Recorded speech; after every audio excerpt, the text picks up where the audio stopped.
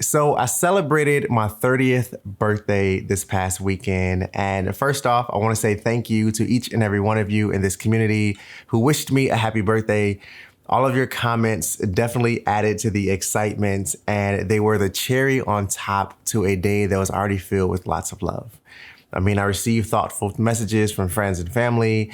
My wife baked me a cake, and my son was right there taking it all in. So again, thank you.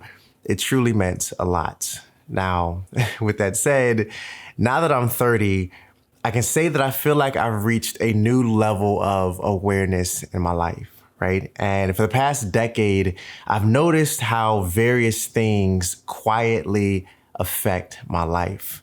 And throughout the years, I've taken mental notes and physical notes as I've journaled, trying to figure out and trying to wrap my head around what these things were and how they were affecting me. And then something happened the week of my birthday. After 10 years of learning, changing, and growing, I thought to myself, hey, there's no way that I'm the only person who's been affected by or is being affected by these things. So I figured it was necessary to have a conversation about these things that are quietly affecting our life. Because I know that in order to find your authentic self and to live a life that's filled with less clutter and more clarity, you have to be aware of what these things are. And if I can help you notice them and make a change sooner on your journey, then I've done my job. Now, with that said, the first thing I want to talk to you about is resentment. Now, I know and you know that it's natural to have feelings and emotions of anger or bitterness at times, right? I mean, we all go through different situations in life and circumstances that are unique to our journeys. And as we travel our individual paths in life, along the way, we may feel like we've been mistreated or that someone has done wrong by us. And by all means, if you feel like you've been mistreated somewhere along your journey, you have a right to feel that way. I'm not discounting those feelings at all. You have a right to be angry. You have a right to feel bitter if you feel like you've been mistreated. However, the issue comes in where we hold on to those emotions longer than we should. And we allow those feelings of resentment to spill over into other areas of our life, right? And here's what I mean by that.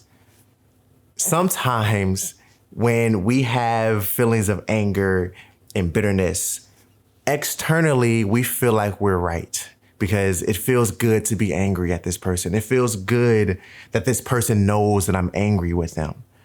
However, what we don't always see, and that's why it's quietly affecting our life, we don't always see how that anger, how that bitterness, how that resentfulness is impacting us internally, emotionally, and mentally, right? To the point where we start to discount and ignore other possibilities or other outcomes or other feelings that we could have or other opportunities to explore things like forgiveness or compassion, or to even have a conversation with this person to find common ground, to have a mutual understanding of that particular situation. We start to discount those opportunities, ignore those opportunities because I'm angry and I feel good right now and I'm going to stay angry. But when we hold on to that, when we allow that anger to turn into resentfulness, and when we allow that resentfulness to spill over into other areas of our life, where we start to discount and forget about everything else, then that becomes an issue. That starts to quietly affect our life. And we start to become that person who, you ever seen someone in your life or know someone in your life who is just always angry, who seems like they're always mad about something or at someone, right? Well, when we become resentful and when we hold on to that resentfulness, we become that person. We become that person who everyone else thinks is always angry, who is always angry. So my encouragement to you is to find ways to forgive. And you have to remember that forgiveness is for you.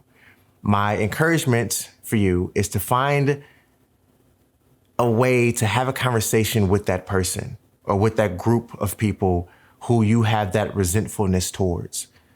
Can you have a conversation? Can you have a mutual understanding? Come to a mutual understanding of what the situation was and what it wasn't. And again, I'm not discounting your feelings of anger and bitterness. You have a right to feel that way. but I don't want you to hold on to those feelings longer than you have to. All right, the next thing I want to talk to you about is clutter. Now, if you're familiar with my content, if you've been watching me for a while, this doesn't surprise you. Now, the reason clutter is quietly affecting our life is because clutter breeds confusion. I'm gonna say that again. Clutter breeds confusion.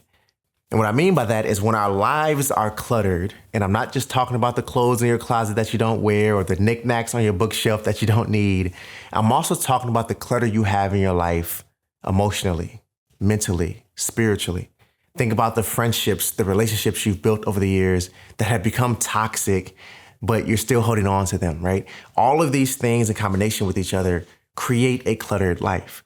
And when your life is cluttered, it's breeding confusion. Now, what does this confusion do? Well, when your life is filled with confusion, it means you lack clarity. You lack clear priorities. And when you lack these things, it takes a toll on you and it impacts your life in a negative way. Because then you start to just go through the motions like a zombie and you're not quite sure why you're not really making progress or achieving your goals. You wonder why you always feel behind in life. You wonder why you're constantly comparing yourself to others. You wonder why you're not quite sure who you are or you're trying to be like everyone else because you're not clear on anything. Your priorities aren't clear. Your values aren't clear. You're just a confused, chaotic, cluttered mess. And I mean that with love, right? But when your life is cluttered like that, it's quietly affecting you. So my encouragement for you is to declutter. Declutter your life. Get rid of those friendships, those toxic relationships in your life. Declutter your bedroom closet. If you haven't worn those clothes, you don't need them. Clean off your bookshelf. It doesn't have to be, every shelf on the bookshelf doesn't have to be filled with stuff and things, right? Look at your emotions. In your heart and your mind. Can you journal? Can you write things down? Do you need to have a conversation with a professional to help you declutter your emotions? What about your spiritual self? Are you clear on where you are in that realm of your life? Right? And if you're not, you need to get clear on these things. You need to declutter. You need to get clear emotionally, mentally, spiritually. You need to figure out whether or not the friends you have in your life need to be in your life. Because again, when your life is cluttered, it means that clutter is breeding confusion, and that confusion is what's affecting your life in so many ways. Okay, mindlessly scrolling is a big one, right? And I bring this up because we've all done it.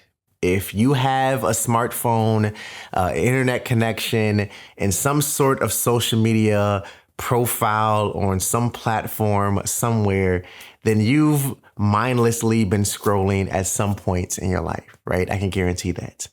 Now, the reason mindlessly scrolling is having such an effect, such an impact on our life in a negative way is because, one, when we go through this mindless scrolling, right, it creates a dependency for dopamine, right? Now, dopamine is a neurotransmitter which is released in our brain whenever we feel aroused or motivated or happy about something, right?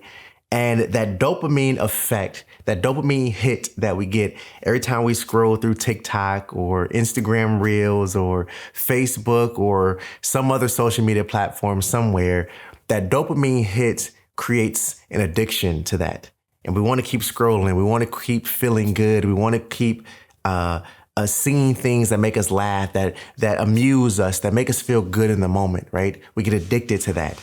So that's the first thing. It creates this dependency for dopamine when we're mindlessly scrolling. But you know what's more powerful than that? All of that scrolling, right? Everything that we see on social media of everyone else's life, we have to remember that people on social media tend to only show the best version of themselves, the good things, all of the great moments in life, right?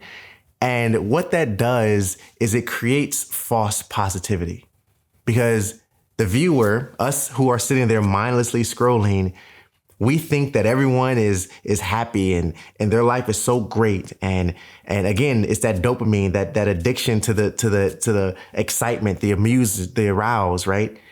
And as we're scrolling, we then start to project ourselves into that. And now we want to become a part of the noise. So then we start to post ourselves and only the best side of our lives and the most memorable moments. And we start to become a part of that noise. So now we're mindlessly scrolling, trying to jump on trends and be a part of what's trending next and post the next viral TikTok, whatever it is, right? We start to become a part of the noise because we're dependent on the dopamine, but then because of that dependency that we have and we see what everyone else is posting, that then makes us want to become a part of the noise. And then now we're a part of this false positivity that is already everywhere on social media, right? So my challenge for you is to put your phone down and have conversations with people in real life, in your community, in your family, in your household. Interact with people, have those meaningful connections with people that are beyond the TikToks and the Instagram DMs. How can you really connect with people and develop more meaningful relationships and not just mindlessly scroll for the sake of a quick dopamine hit?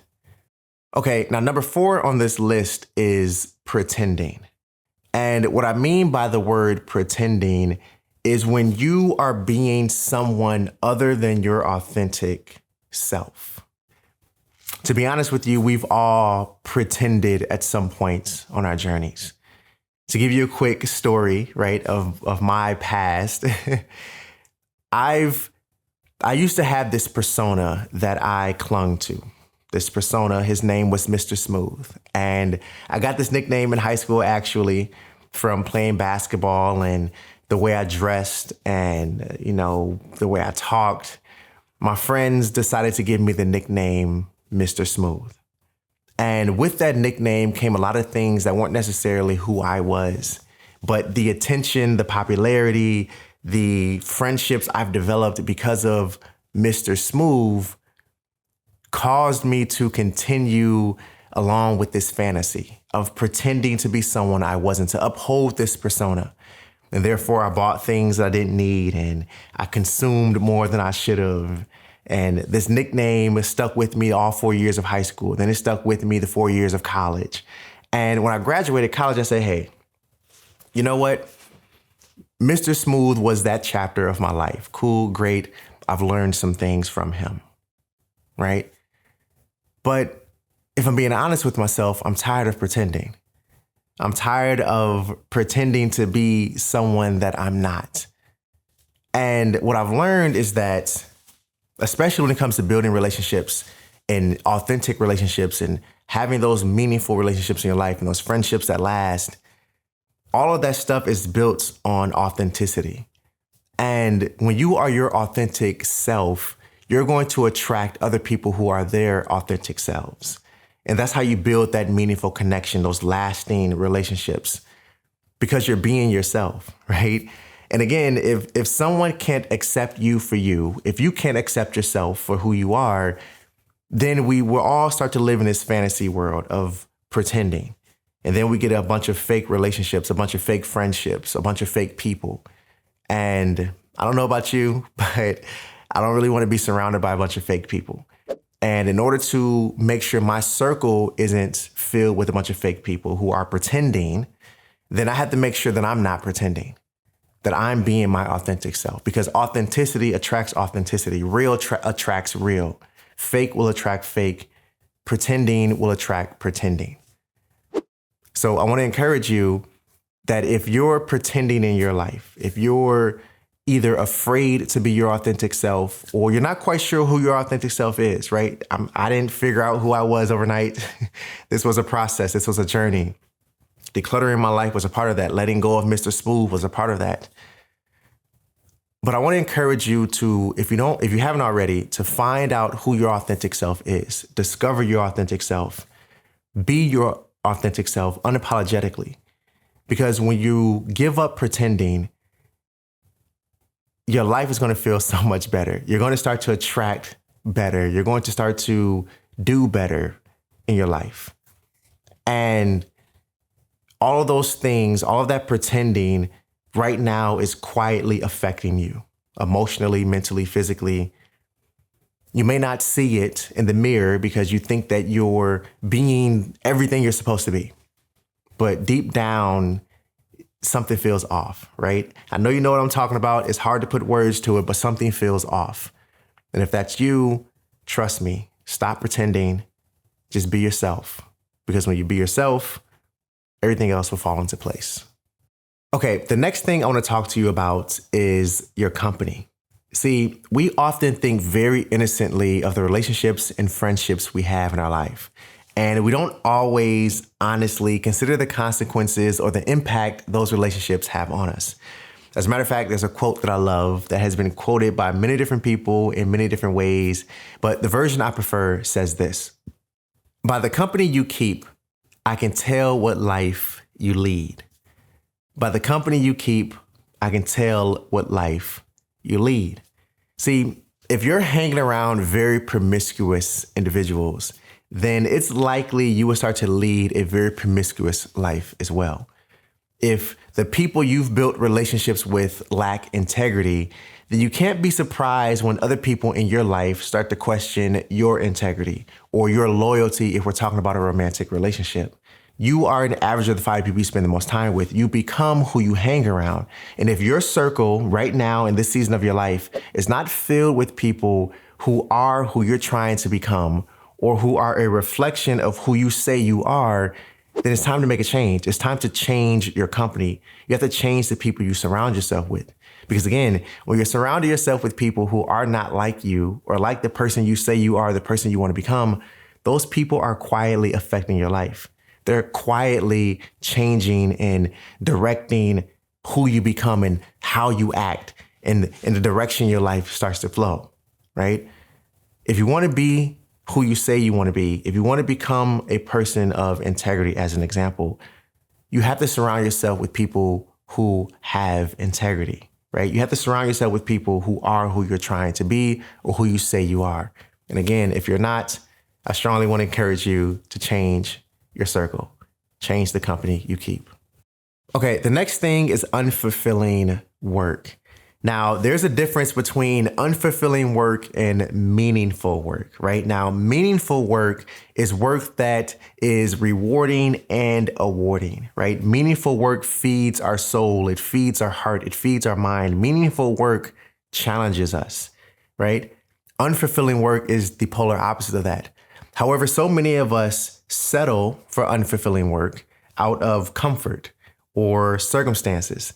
Now, I'm not saying that you shouldn't do what you need to do in order to take care of yourself and take care of your family, especially if it's temporary, right? Do what you need to do, be responsible, take care of yourself and take care of your family. However, at the end of the day, I don't want you to get complacent. I don't want you to settle for unfulfilling work when you should be striving for meaningful work.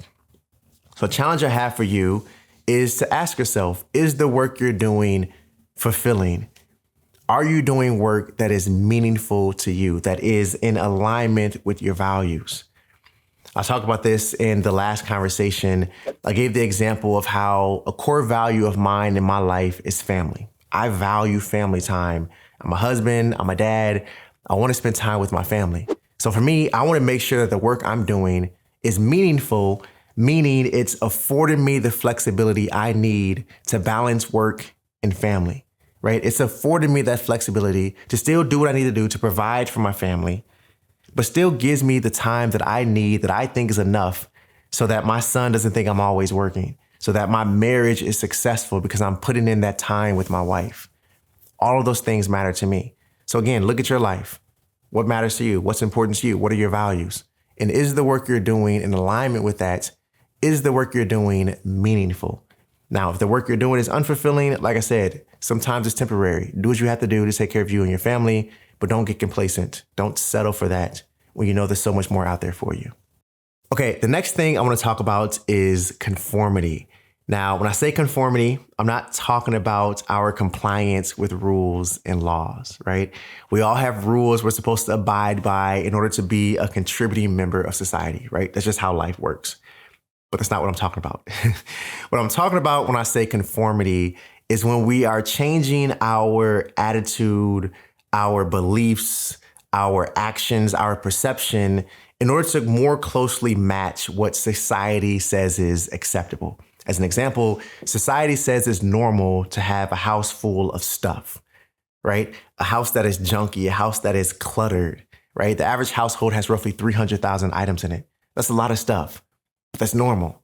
And society says that that's acceptable. But why would you want to conform to that, right? Another example is society says that it's acceptable and normal to have a lot of debt, a car debt, consumer debts, buying everything on credit cards just because you can. Society says that's normal, but why would you want to conform to that, right? So my challenge for you is to break your comfort with conformity, right? Don't allow yourself to stay in that comfort zone of what society says is acceptable, of what everyone else is doing. Don't follow the crowd. Don't try to keep up with the Joneses, right? I want to encourage you to swim against the current. Do something different. Do something for you. Do something that you believe is right and not just what everyone else is doing because you don't want to be the oddball, the black sheep, the one that's standing out and going against the current. As a matter of fact, swimming against the current is the best thing you can do in your life. It's what I'm learning to do more of in my life, and I want to encourage you to do the same in your life. So again, conformity is one of those things that is quietly affecting your life because it's forcing you to go along with the flow, to do what everyone else is doing, to follow the rules per se. I'm not talking about life rules and laws and all that type of stuff. I'm not talking about that. I'm talking about the other things, the things that society says is normal, but there's another way of doing it. And I want to encourage you to explore those other ways of doing things. All right, let's talk about internal health next.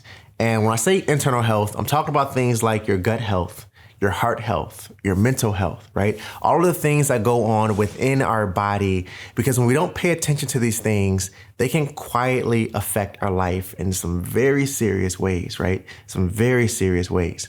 Now, the one thing I do want to talk about here in more depth is your mental health. If you are someone who is struggling emotionally or mentally with something, and you're internalizing a lot of that pain, a lot of that hurts, a lot of that anger, if you have a lot of questions, then I want to suggest to you, and I want to encourage you to talk to someone, right? Now, for me, journaling did wonders for me in my life. But I said this before, journaling isn't going to help everyone. And if you need that further assistance, if you need someone to really help pull those things out of you, then I want to encourage you to talk to a professional. I want to encourage you to get your mental health right in this year, because if your mental health isn't in a good space, then you are really tearing yourself down. Your life is going to be impacted in some very serious ways. And the same goes for your heart health. Are you dealing with a lot of stress in your life? If you're dealing with a lot of stress, then I want to encourage you, I want to suggest to you to find ways to alleviate that stress in your life. Whether you need to change careers, get a new job, if you need to spend more time in silence, be more present throughout the day, get out in nature, go for a walk, do something, meditate, do something that's going to help you alleviate that stress so you can prioritize your heart health. Let's talk about your gut health.